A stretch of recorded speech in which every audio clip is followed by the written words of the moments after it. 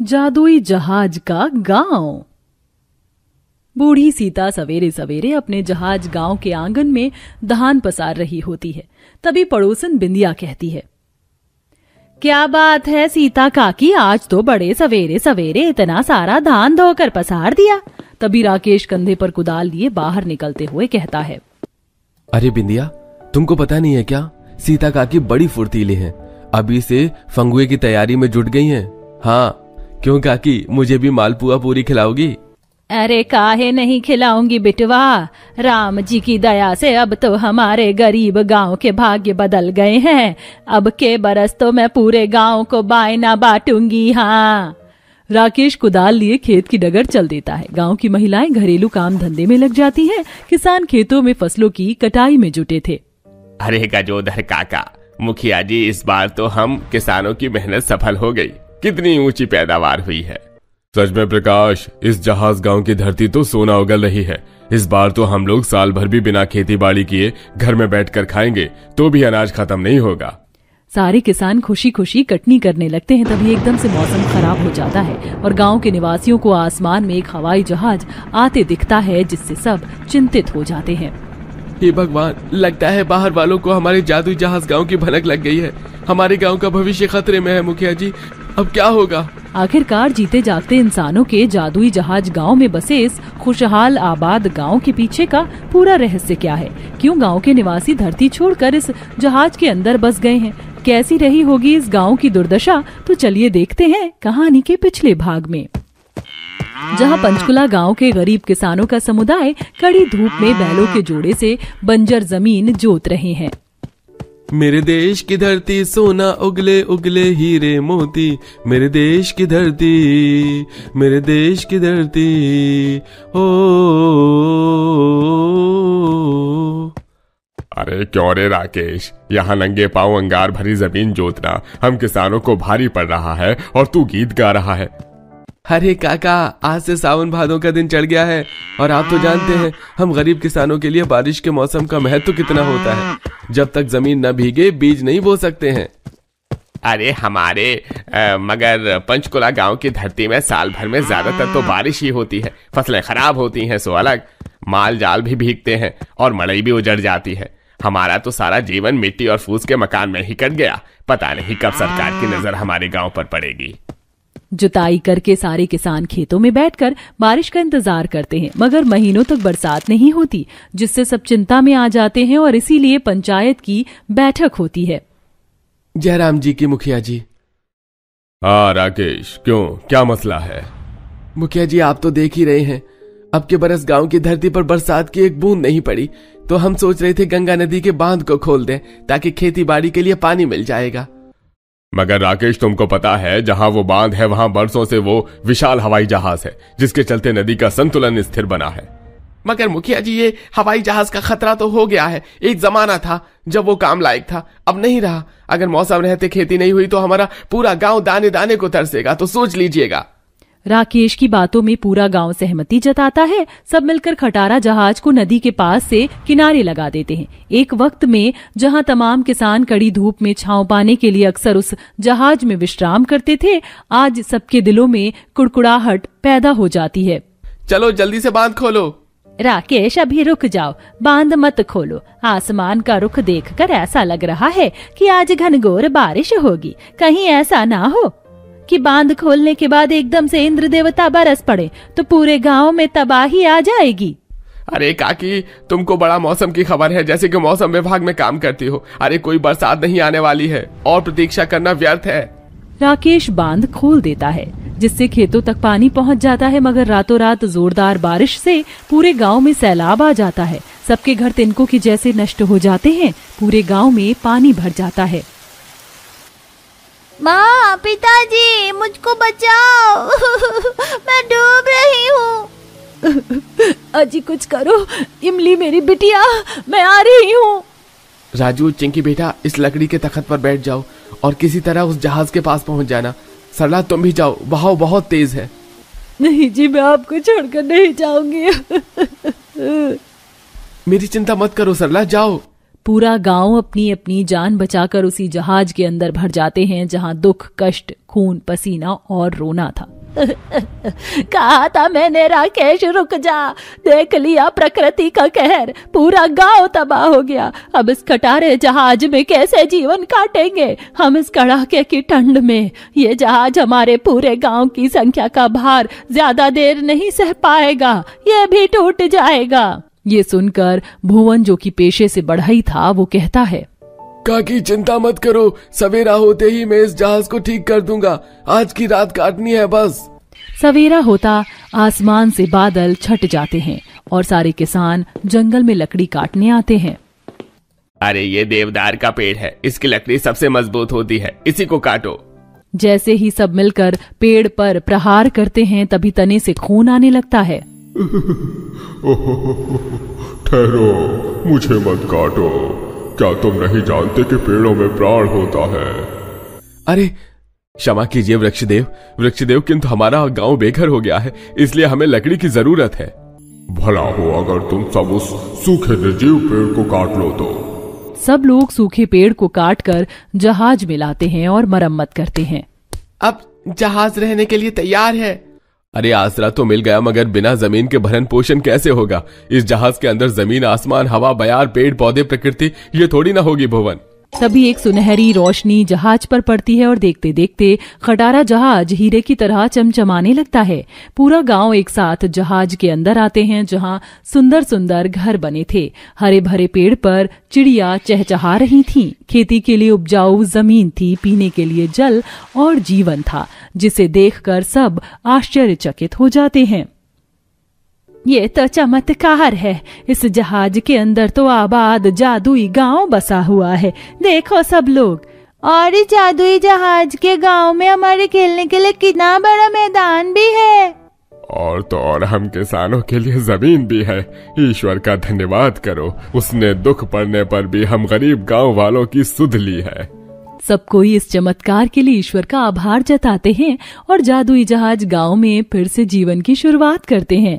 जादुई जहाज गांव की जमीन इतनी उपजाऊ थी कि खेत महीने भर में फसलों से लहलहा उठती है। खुला वातावरण में सबके परिवार खुशहाल थे, मगर एक दिन एक हेलीकॉप्टर उस गांव में प्रवेश करता है। कितने अच्छे भले खुशहाल रह रहे थे हम गरीब गांव वाले, कहीं ये लोग हमसे हमारे जादुई जहाज गांव छीन न ले। आसमान से जैसे ही हेलीकॉप्टर जादुई जहाज गांव में उतरता है, उसमें से एक राजनीतिक व्यक्ति उतरते हैं। घबराइए मत, मैं सरकार की तरफ से आपके जादुई जहाज गांव में आया हूं, आपकी मदद के लिए। अरे जब हमें मदद की आवश्यकता थी तब क्या आपकी सरकार सो रही थी? चले जाइए हमारे गांव से, हम अपने हाल में खुश हैं। ऐसा बोलते हुए मुखिया जी के शब्दों में बरसों संघर्ष और गरीबी झेलने की नाराजगी छाई थी। सबकी आंखों में पीड़ा के आंसू थे। मैं आप सब की तकलीफ समझता हूँ, पर अब सरकार इस गांव की प्रगति के लिए कार्य करेगी, और अगर आप अपने जादुई जहाज गांव का द्वार आने वालों के लिए खोलते हैं तो इसमें आपका ही फायदा है। सैलानी यहाँ घूमने आएंगे तो आपको मुनाफा होगा और गांव विकास करेगा। पूरा गांव उस व्यक्ति की बात पर सलाह मशवरा करते हैं और अंत में जादुई जहाज गांव के निवासी बाहर वालों को आने देते हैं। जादुई गांव की खूबी ये थी कि वहां कभी भूकंप, सूखे जैसी परिस्थिति नहीं आती थी। वहां थी तो सिर्फ और सिर्फ खुशहाली ही।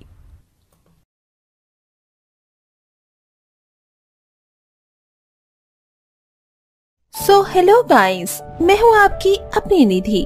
आज हम सीखेंगे पार्टी वेयर मेकअप ट्यूटोरियल। सबसे पहले हम लगाएंगे कंसीलर, फिर कम्पैक्ट और ब्लेंडर से ब्लेंड करेंगे। मैं यहाँ total makeup product Nykaa brand के यूज कर रही हूँ। निधि मेकअप करती हुई ब्लॉग बना रही होती है, तभी उसकी बहन कुमकुम हाथों में झाड़ू पोछा लेकर कमरे में आती है, जिससे वो भड़क जाती है। कुमकुम, मैंने तुम्हें कितनी बार कहा है ना कि मेरे कमरे में बिना नॉक किए मत आया करो। मैं ब्लॉग बना रही थी, सारी मेहनत पर मिट्टी डाल दिया, जाहिल गवार कहीं की। निधि, मुझे बिल्कुल अंदाजा नहीं था कि तुम ब्लॉग बना रही थी। मैं बाद में आ जाती हूँ। ज्यादा नाटक मत करो, लगाओ झाड़ू पोछा। वैसे भी तुम पर ये नौकरानी वाले काम बहुत सूट करते हैं। तुम बहन जी को तो कोई रमेश टाइप का लड़का ही मिलेगा।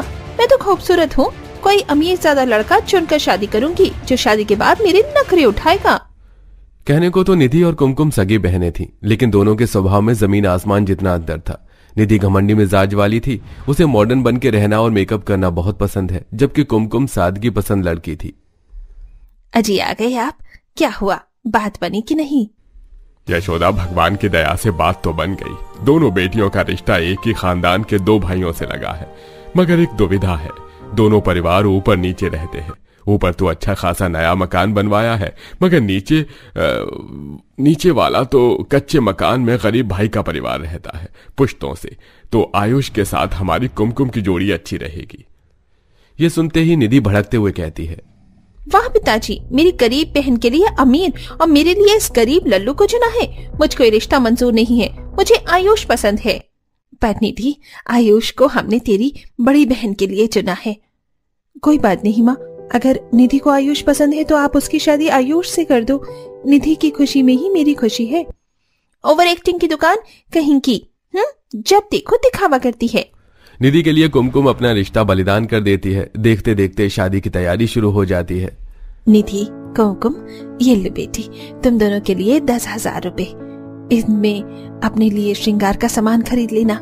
हिसाब किताब से पैसे खर्च करना, खास करके तुम निधि, बेवजह पैसे मत उड़ाना, क्योंकि अभी शादी वाला घर है तो बहुत से खर्चे होंगे। क्या माँ, शादी की शॉपिंग के लिए केवल 10,000 रुपए? बस इसमें तो मेरे मेकअप का सामान भी नहीं आएगा। मैंने ब्यूटी पार्लर में अपना HD ब्राइडल मेकअप करवाने की बुकिंग भी की है, जो कि 25,000 अलग से लगने वाले हैं। क्या कहा, 25,000? अरे क्या जरूरत थी इतने महंगे पार्लर में बुकिंग करवाने की, थोड़े सस्ते पार्लर में सज जाती। हाँ निधि, तुम्हारी शादी का 16 श्रृंगार मैं कर देती। वैसे भी मेकअप किट में बहुत मिलावट होती है। जस्ट शट अप, तुम जैसी जाहिल गवार को क्या पता मेकअप किसे कहते हैं। माँ, मैं अपना ब्राइडल मेकअप उस ब्यूटी पार्लर से ही करवाऊंगी। जिंदगी में शादी एक बार होती है। ऐसा बोलकर निधि पर्स उठाकर शॉपिंग करने निकल जाती है। वहीं दूसरी तरफ यशोदा शादी के खर्चों की सोचकर चिंता में घुली जा रही थी। पता नहीं ये लड़की का खर्चीलापन कब जाएगा। 25,000 रुपए इसी के श्रृंगार में लग जाएंगे तो तेरा शादी का श्रृंगार कैसे होगा बिटिया? माँ, तुम मेरी चिंता मत करो, मैं खुद से सज लूंगी। और फिलहाल ये 10,000 रुपए तुम रखो, काम आएंगे। निधि की तरह कुमकुम के दिल में भी अपनी शादी में ब्यूटी पार्लर से सजने संवरने का अरमान था, लेकिन वो हालात के साथ समझौता कर लेती है। शादी वाला दिन आ जाता है। Nidhi standard hi fi beauty parlour से मेकअप करवाती है, जबकि कुमकुम अपने हाथों से 16 श्रृंगार करती है। कुमकुम बेटी, तू तैयार हो गई? हाँ माँ, मैं तैयार हूँ। कुमकुम को दुल्हन के रूप में सजा देखकर यशोदा का दिल भर आता है। बिल्कुल जूही की कली लग रही है। इस 16 श्रृंगार में तेरा रूप कितना खिलकर आया है, कहीं तुझे मेरी नजर न लग जाए। माँ, भला बेटी को माँ की भी कभी नजर लगती है क्या? देख, बारात दरवाजे पर आ गई और अभी तक तेरी बहन का सजना खत्म नहीं हुआ, पता नहीं कहाँ रह गई। देखो, मेरा 16 श्रृंगार ऐसे करना कि मेरे मेकअप के आगे मेरी बहन फीकी पड़ जाए। श्योर निधि, बिल्कुल लॉन्ग लास्टिंग HD मेकअप किया है, सो डोंट वरी। निधि सज धज कर गुरूर से शादी के मंडप में आती है। दोनों बहनों की दोनों भाइयों देव आयुष से शादी होती है और दोनों ससुराल आ जाती हैं, जहां गरीब कौशल्या कच्चे मकान में कुमकुम का गृह प्रवेश करवाती है। आओ मेरे घर की लक्ष्मी, तुम्हारा तुम्हारे गरीब ससुराल में स्वागत है। कुमकुम गृह प्रवेश करके सास के पैर छूती है। वहीं ऊपर वाली मंजिल पर घमंडी शारदा अपनी बहू निधि की नजर उतारती है। वारे जावा, देखो तो चांद का टुकड़ा है मेरी निधि बहू। 16 श्रृंगार रचाकर कितनी खूबसूरत लग रही है। आज तो मेरे घर में चांद उतर आया है। अपनी 16 श्रृंगार की तारीफ सुनकर निधि फूली नहीं समाती। सासू माँ, ये तो आपका बड़ापन है, मैं इतनी भी खूबसूरत नहीं। अरे बहू, हीरे की परख तो जहरी को ही होती है। ये लो, ये रानी हार मेरे हीरे जैसी बहू के लिए। थैंक यू सासू माँ। डायमंड सेट देखकर निधि के मन में लड्डू फूटने लगते हैं। उसी प्रकार ऊपर नीचे दोनों बहनों की सुहागरात होती है, जहां देव कुमकुम का घूंघट उठाकर कहता है, यकीन नहीं होता कि मुझ गरीब की तकदीर इतनी अच्छी है। तुमने जो मेरे नाम का 16 श्रृंगार रचाया है, उसके आगे आसमान में होगा चांद भी जल रहा है। ये छोटा सा भेंट तुम्हारे लिए। जी धन्यवाद। ऐसा बोलते हुए कुमकुम शर्म से नजर झुका लेती है। वहीं दूसरी तरफ निधि को देखकर आयुष कहता है, क्या हुआ आयुष, तुम दूर क्यों जा रही हो? निधि, तुम प्लीज अपना मेकअप उतार के आओ। एकदम भूत जैसा चेहरा बना रखा है तुमने। कुमकुम भाभी जैसा हल्का श्रृंगार क्यों नहीं किया था तुमने? कितनी सुंदर लग रही थी वो। कुमकुम का नाम सुनते ही निधि खफा होकर सो जाती है। अगले दिन शारदा मुंह दिखाई का महंगा सा जोड़ा लेकर निधि के कमरे में दाखिल होती है। निधि बहू, आज मोहल्ले की औरतें मुंह दिखाई के लिए आ रही हैं तेरी। अभी थोड़ी देर में पार्लर वाली आ जाएगी तो अच्छे से 16 श्रृंगार करवा लेना और मेकअप हल्का रखना, अपने ब्राइडल मेकअप की तरह गाढ़ा मत करवाना। जी सासू माँ। ठीक है, मैं नीचे न्योता देकर आती हूँ। शारदा सीढ़ियों से नीचे उतर के आती है जहाँ कुमकुम धुएं में चूल्हे पर चाय बना रही थी, इसलिए वो कौशल्या की गरीबी का मजाक उड़ाती है। अरे ये क्या कौशल्या, अभी तुम्हारी बहू के हाथों की मेहंदी भी नहीं छूटी और चूल्हे चौके में उलझा दिया। खैर, मेरी बहू की मुंह दिखाई है, आ जाना दोनों सास बहू और जरा 16 श्रृंगार करके आना। मैंने तो अपनी बहू के लिए घर पर ही पार्लर वाली बुलवाई है। वैसे तो मैंने भी बहू की मुंह दिखाई रखी है, मगर पहले हम आपके यहाँ आ जाएंगे। ऐसा कहते हुए कौशल्या का मन भारी हो जाता है। वो छलकते हुए आंसुओं से कहती है, कुमकुम बहू, मुझे क्षमा कर देना। वैसे तो रिवाज है शादी के बाद सास नई बहू को श्रृंगारदानी देती है, मगर तुम्हारी एक गरीब सास असमर्थ है, इसीलिए ये पुरानी श्रृंगारदानी दे रही हूँ। मेरी लाश तुम्हारे हाथों में है। माँ जी, एक औरत का असली श्रृंगार तो पति के नाम का चुटकी भर सिंदूर होता है, मगर मैं 16 श्रृंगार करूंगी। कुमकुम अपने हाथों से घी से काजल बनाती है, फूलों की रस से लिपस्टिक, कुमकुम की बिंदी बनाती है और 16 श्रृंगार कर लेती है। माँ जी चलिए, मैं तैयार हो गई। कुमकुम बहू, अभी एक श्रृंगार छूट रहा है, महावर मैं लगा देती हूँ। कौशल्या कुमकुम को महावर लगाती है। दोनों मुंह दिखाई में जाती हैं जहाँ पड़ोसन ने निधि के मेकअप की खिल्ली उड़ा रही थी। अरे बहन, तुम्हारी बहू ने कितना गाढ़ा श्रृंगार रचाया है, ऐसा लग रहा है चेहरे पर चूना पोत लिया है। सुषमा बहन, आजकल की मॉडर्न बहू ये क्या जाने 16 श्रृंगार की मान्यता। देखो जरा, इसके तो पैर भी सोने हैं। इतना कहने के बाद निधि भड़क जाती है। आंटी जी, अगर आप लोगों की टिप्पणी खत्म हो गई हो तो आप चुप हो जाइए, मुझे ऐसा ही मेकअप पसंद है। नहीं यार दैया, देखो जरा शारदा की बहू कितनी घमंडी है। चलो बहनों, चलते हैं यहाँ से। सभी पड़ोसने नीचे आती हैं जहाँ कुमकुम की मुंह दिखाई होती है। पड़ोसने उसके 16 श्रृंगार की प्रशंसा करती हैं। कौशल्या बहन, बहू तो एकदम चांद का टुकड़ा है। देखो कितना नूर है इसके सूरत पर। ये लो बहू तुम्हारे लिए। जी धन्यवाद आंटी जी। इसी तरह मुंह दिखाई खत्म होती है। समय गुजरता है। कुमकुम कुशल बहू की तरह गृहस्थी संभालती है। वहीं निधि दिन रात किटी पार्टी मेकअप में पैसे उड़ाती रहती है। एक दिन शारदा उसे टोकती है। निधि बहू, तुम्हारा पूरा कमरा मेकअप से भरा हुआ है। आज तुम और मेकअप खरीद ले आई, इतना खर्चीलापन ठीक नहीं है। सासू माँ, मैं मेरे पति के पैसे उड़ाती हूँ, सो प्लीज टिपिकल सास की तरह रोक टोक मत किया कीजिए। बहू रानी, तुम जिसके पैसे उड़ा रही हो मेरा भी बेटा है। मैंने तुम्हें पलकों पर बिठाया, इसलिए तुम सास का आदर मान भूल गई हो। दोनों में बहसबाजी छिड़ जाती है। तभी कौशल्या कुमकुम ऊपर आती हैं। क्या बात है माँ जी? निधि, सब ठीक तो है? कौशल्या, मुझे क्षमा कर दो। मुझको बड़ा घमंड था खूबसूरत बहू लाने का, इसीलिए मेरा घमंड चूर चूर हो गया। मगर तुम्हारा घर गरीब होकर भी स्वर्ग से सुंदर है, क्योंकि तुम्हारे घर में लक्ष्मी है। शारदा की आंख से झरझर आंसू बहने लगते हैं, जिससे निधि शर्मिंदा हो जाती है। निधि, अगर तुम बहू होने का कर्तव्य नहीं निभा रही हो तो तुम्हारा सजना संवरना सब व्यर्थ है बहन।